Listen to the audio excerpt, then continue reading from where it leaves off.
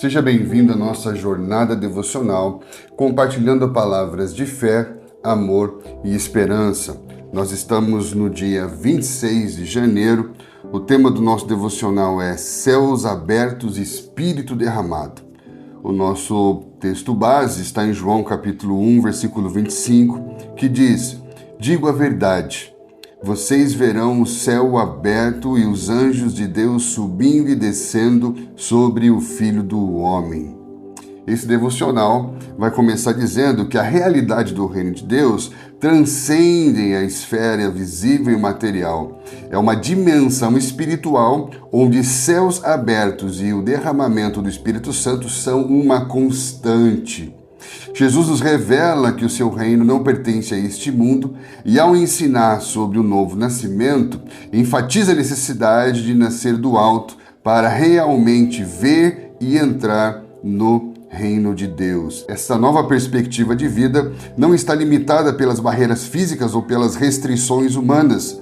Os profetas ansiavam pela abertura dos céus, uma súplica que encontrou resposta na vida e ministério de Jesus. Então queremos comentar um pouco sobre esse devocional, lembrando que o nosso objetivo aqui não é explicar o texto do devocional, mas dar um plano de fundo bíblico e teológico para que você possa aprofundar o seu momento de meditação.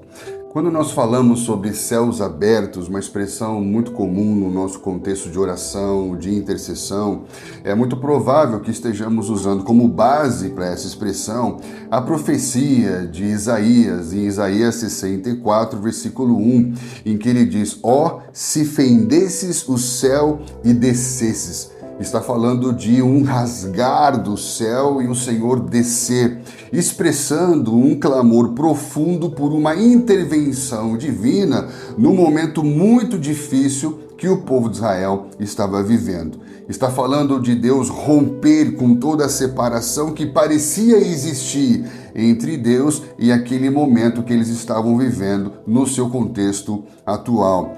Então se trata de um apelo a uma manifestação de Deus, a uma intervenção de Deus, semelhante às intervenções passadas de Deus na história de Israel. A expressão rasgar os céus ou fender os céus fala do anseio profundo pela reconexão com Deus num contexto de distanciamento dele. E em contraste a esse momento de Isaías, nós chegamos ao texto de João, capítulo 1, versículo 51, que fala dessa conexão sendo restabelecida de forma definitiva por meio de Jesus Cristo. E quando João Batista fala que vê os céus abertos sobre o Filho do Homem, não está falando apenas de um momento, mas está falando de como através de Jesus vai se restabelecer uma nova era em que o acesso a Deus agora é pleno e é contínuo. Uma das questões importantes a serem meditadas nesse devocional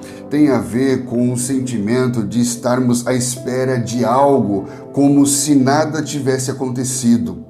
Às vezes parece que nós, como igreja, estamos tão obcecados por um avivamento, como se o Espírito de Deus não tivesse sido derramado, como se os céus já não estivessem abertos. E isso pode gerar um tipo de paralisia, enquanto o chamado de Jesus é para irmos, para pregarmos o Evangelho a todas as nações, conscientes do que já foi realizado, conscientes do que já foi derramado, conscientes de um céu que já foi aberto. A primeira vez na história bíblica em que o nome do Senhor é invocado, em que alguém na terra chama de novo por ele, está em Gênesis capítulo 4, versículo 26, que fala que de Sete nasceu um filho que chamava Enos, e a partir de Enos se começou a invocar na terra o nome do Senhor. E desde então, de geração em geração, o nome do Senhor Deus é invocado na terra. Homens de todos os lugares chamam por ele. E a partir desse ato de invocar o nome do Senhor, nós vamos compreender o surgimento dos altares na história bíblica. Porque os altares surgem como pontos de conexão entre o céu e a terra, como um meio de mediação entre essa relação de Deus com o homem. E vale lembrar que essa realidade ela surge depois da queda, porque antes da queda não há necessidade de chamar pelo Deus que está, não há necessidade de um altar para mediar a relação, porque a relação era sem barreiras, sem limites, era uma relação de comunhão aberta. E é só como consequência do pecado que a comunhão é rompida e a relação com Deus passa a exigir uma mediação. Então esses altares em que havia fogo, havia derramamento de sangue, era um meio de você esterilizar uma terra contaminada pelo pecado e estabelecer um ponto de conexão, um meio pelo qual esse homem pode se relacionar com Deus, mesmo que temporariamente, até que o próprio Cristo, como um sacrifício perfeito, se apresenta como o Cordeiro de Deus, que tira o pecado do mundo e restabelece essa relação de forma definitiva com Deus. Se você observar o livro de Gênesis, você vai perceber que ali existem 4 homens que levantam altares e há uma revelação progressiva em que o Senhor fala com a humanidade de todos os tempos a partir desses altares. Interessante que o primeiro altar é o altar de Caim e Abel. E esse altar de Caim e Abel, ele não vai falar apenas sobre a oferta que é trazida por eles, mas vai falar sobre a condição daqueles que trazem a oferta. Vai falar sobre a importância do ofertante e não só da oferta. E nesse momento, o homem se apresenta desagradável ao Deus por causa da condição do seu coração, necessitando de uma justificação. E por isso que Hebreus vai falar sobre o sangue de Jesus responder o clamor por justiça do sangue de Abel. Então, o primeiro altar fala do homem que necessita de justificação por causa da condição do seu coração. O segundo altar é o altar de Noé, que após o dilúvio oferece holocaustos ao Senhor, um altar que representa um novo começo, um recomeço para a humanidade. E Deus se agrada do homem nesse altar. E é interessante que pela primeira vez nesse altar de Noé aparece a palavra aliança. Então esse altar fala de Deus se agradar do homem por meio de uma aliança que vai ser restabelecida com ele. E isso vai ficar mais claro no altar de Abraão. Abraão edificou uma série de altares, mas foi no Monte Moriá que Abraão, disposto a sacrificar o próprio filho, revela o Cordeiro de Deus, o sacrifício substitutivo que se dá por aquele que vai ser sacrificado em nosso lugar. E qual vai ser o resultado desse sacrifício do Cordeiro oferecido por Deus? O resultado é revelado no altar edificado por Jacó. Jacó, após a visão que ele tem de uma escada que toca a terra, ele ergue o memorial e depois ele edifica um altar em Betel. Esse altar vai falar de quando o céu se abre, uma escada é posta e uma casa é estabelecida na terra. E ele diz, esse lugar é a porta dos céus, e eu não sabia. Então, observando esses altares no livro de Gênesis, nós temos a revelação progressiva do plano de redenção de Deus. O primeiro altar fala da necessidade do homem de uma redenção, de uma justificação. Por meio do Noé é estabelecida uma nova aliança em que o homem se torna novamente agradável a Deus, e essa nova aliança só é possível pelo sacrifício do Cordeiro, e por meio desse sacrifício do Cordeiro, os céus se abrem, a terra se torna uma porta dos céus. Então nós vemos o processo de abertura, de reconexão dessa relação de Deus com o homem. Em Gênesis 28:12, Jacó viu uma escada posta na terra, cujo topo tocava aos céus, e eis que os anjos de Deus subiam e desciam por ela. Você vai perceber que tanto na visão de Jacó como na visão de João, há um ponto de conexão entre a terra e os céus.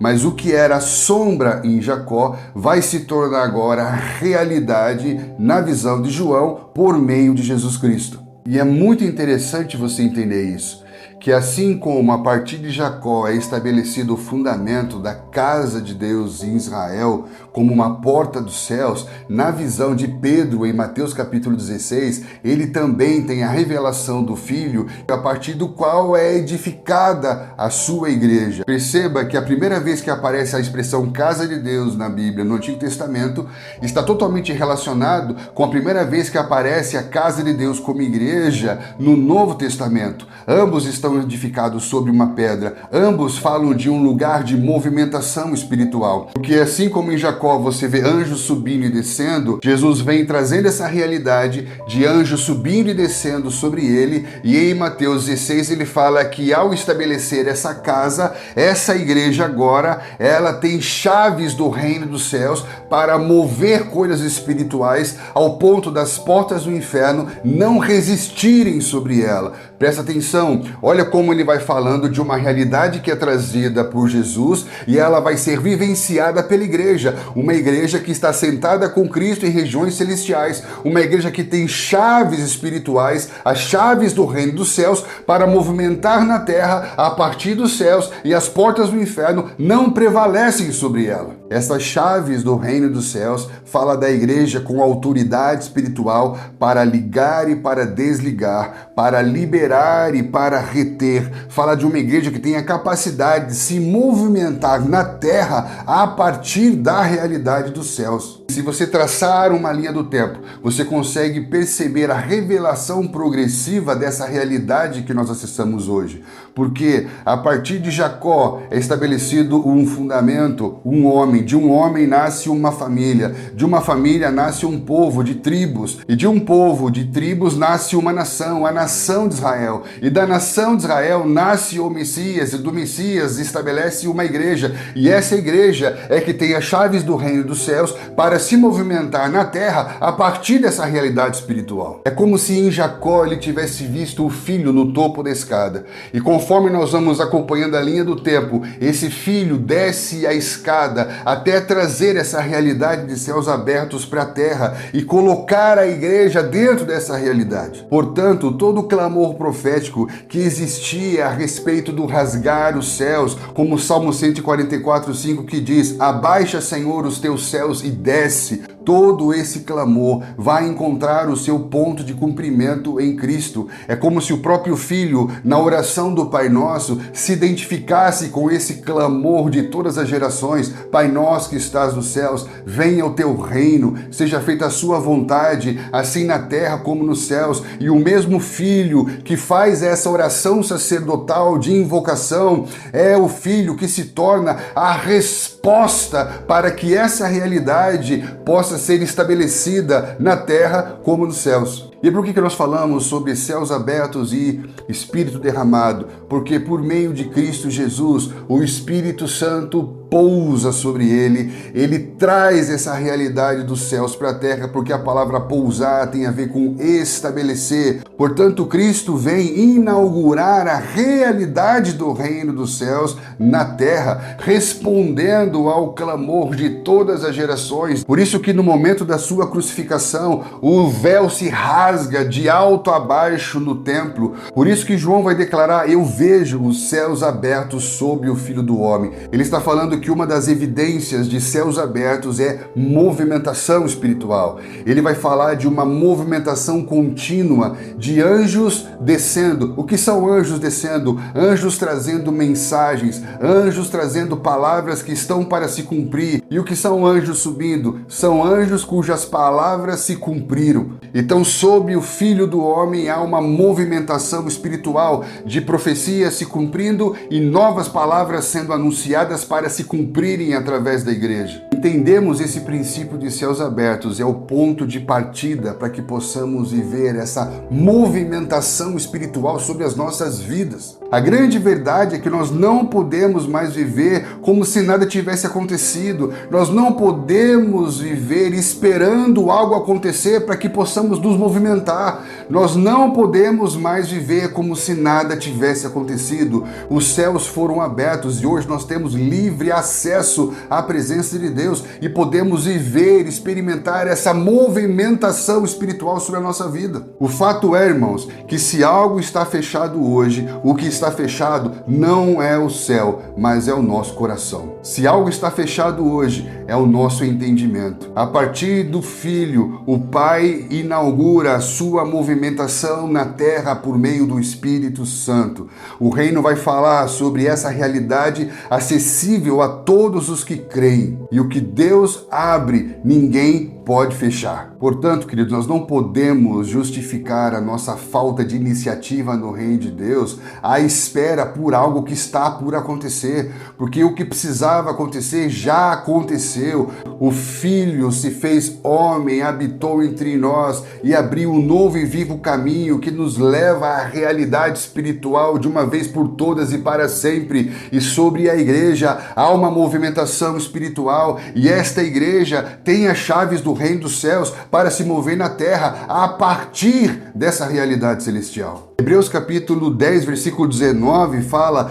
tenho, pois, intrepidez para entrar no Santo dos Santos. O que é o Santo dos Santos? É o lugar santíssimo que só o sumo sacerdote acessava uma vez por ano. Ele está falando que eu estou abrindo o acesso ao lugar santíssimo da minha presença. O autor da carta aos Hebreus está falando a um povo que estava sendo perseguido, pressionado, que estava cogitando a possibilidade de voltar às práticas cerimoniais religiosas do judaísmo para poupar a própria vida. E então ele diz: não, há uma realidade espiritual que foi aberta. Tenham intrepidez para entrar no Santo dos Santos. Essa palavra intrepidez, além de significar coragem, ela fala de liberdade. Que tipo de liberdade? Ser livre de símbolos religiosos, ser livre de figuras religiosas, ou seja, destituídos de símbolos, livres de símbolos e figuras e sombras. Você tem acesso agora àquilo que é realidade. Mas o que adianta os céus estarem abertos se nós não temos intrepidez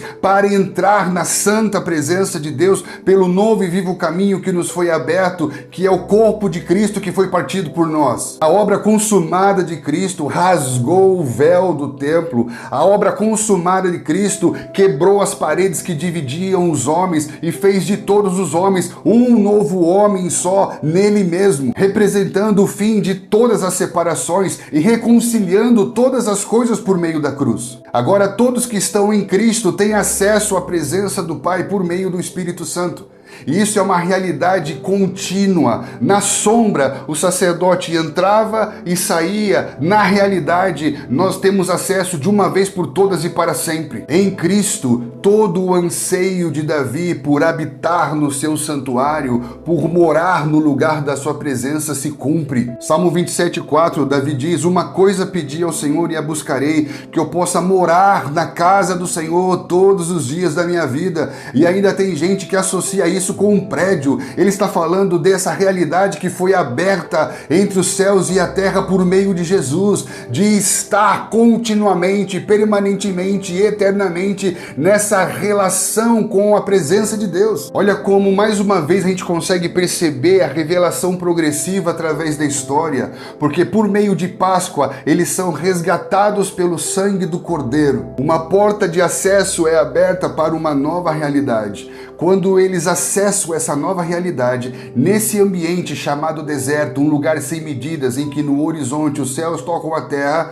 Moisés estabelece um tabernáculo, e por meio desse tabernáculo, Deus vem para morar no meio do seu povo. Porém, dentro desse tabernáculo de Moisés, para cada momento do cerimonial sacerdotal havia um véu, e muitos acreditam que cada véu tinha um nome. Um se chamava caminho, um se chamava verdade, outro se chamava vida. E esse acesso à presença santíssima de Deus era restrito, era limitado. Porém, dentro da revelação progressiva, todo o povo morava, habitava em torno do lugar da presença de Deus. Essa revelação vai progredindo até chegar nos dias de Davi, em que ele estabelece uma tenda, e nessa tenda ele coloca a arca, e nessa arca não há mais véu. E então os ministros profetizam diante da arca do Senhor. E Davi vai dizer que mesmo tendo um castelo, ele gostaria de morar no lugar da presença. Davi dizia que nada do que ele tinha era suficiente, porque tudo que ele precisava era da presença de Deus. Hoje nós vivemos o cumprimento desse anseio de Davi.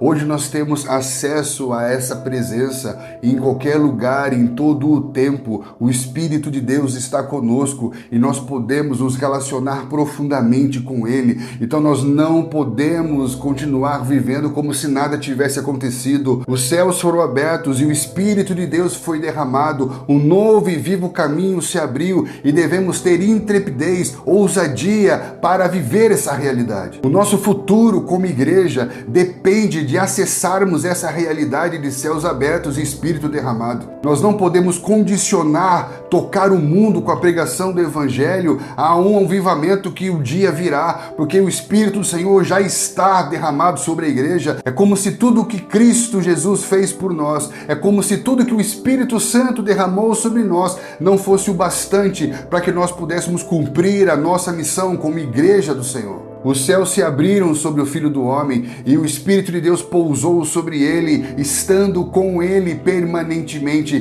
Da mesma maneira, por meio de Jesus, os céus se abriram sobre nós e o seu Espírito veio sobre nós, tornando-se presente em nossas vidas continuamente, permanentemente. Então a palavra do Senhor para as nossas vidas hoje, que nós possamos caminhar a partir daquilo que já foi derramado pelo Espírito, a fim de que o testemunho de Jesus toque todas as pessoas que passam pela nossa vida. Que essa mensagem, que esse devocional te inspire, te encoraje, principalmente te desperte para sair desse lugar de uma espera passiva e entrar no movimento dinâmico do Espírito Santo, que vai levantar uma igreja cheia de poder e autoridade para se mover na terra a partir dos céus. Que Deus te abençoe e eu espero você aqui no nosso próximo devocional.